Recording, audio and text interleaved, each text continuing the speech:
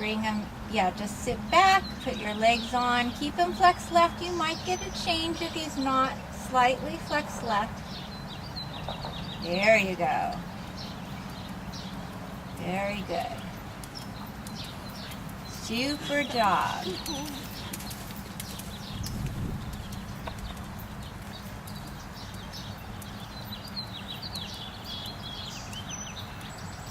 Nice. Very good. So now let's start putting them together a little bit. Stay on the circle. And what I want you to do is put your legs on and think about putting the stride together for 3 strides. Put your lower legs back. A little bit more. That was very good. A little bit more. So you would tighten up your elbows just a little and not follow quite as much with your elbows. Put them together. Think, you have to work a little. Think canter on the spot, okay? So like you're gonna put the horse on place and canter. You gotta work. Lean back. There you go. Oh. You're almost doing a pirouette. So you have to keep him out a little bit because we're not going to pirouettes just yet. Okay? Yeah.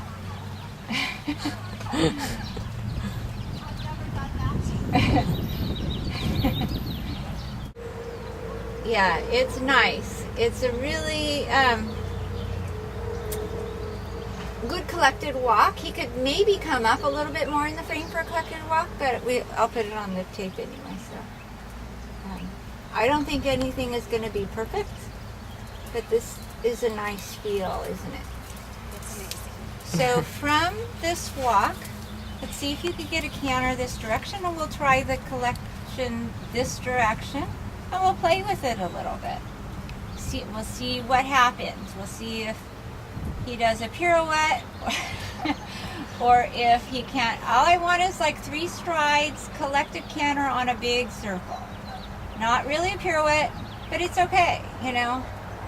So let's see a little inside leg at the girth, outside leg back,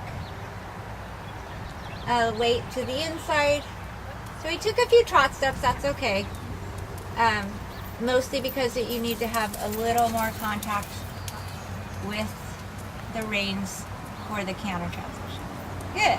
So you sit back a little bit, lower legs back, tighten everything up. Yeah.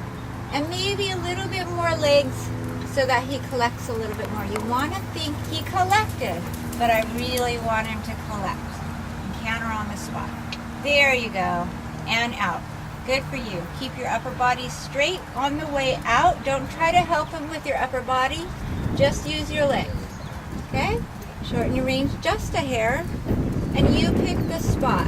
You have to have energy to collect. So if the canter's not forward enough, you don't have enough to collect. Sit back with the upper body, especially in the collection, you would sit back more. Good. Yeah, hold them together. Come on. Lower legs back, hold them together. Very good. And out. But don't change your upper body. That's perfect. Keep your fingers closed around the reins. And then we'll try it again somewhere. Good.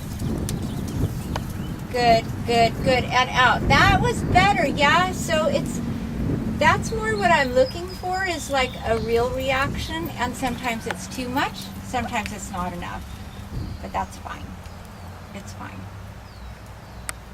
Did you hang on the reins? I mean, there is, but mostly it's kind of like you're always moving around. You're always keeping them supple, making sure they're not stiff on one side or the other, always talking to them if you have contact. And now let's do a free walk. That's where you're nearly on the buckle with the rein. Very good. Hands down. Yeah, you still have a straight line from your elbow to the horse's mouth. That's right. So free walk, I believe, is in, you still get them to stretch though, even though they're in a free walk. Yeah. He has such a big walk. Yeah. That sometimes you have to be careful because then he loses the rhythm. There you go. Good. So that would be free walk. So now let's practice and take up and do a collected walk. But you try to keep the same energy.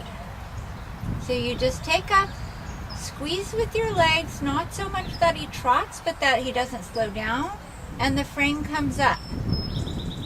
So you would have to bring the frame up a little bit by collecting the reins more and squeezing a little more.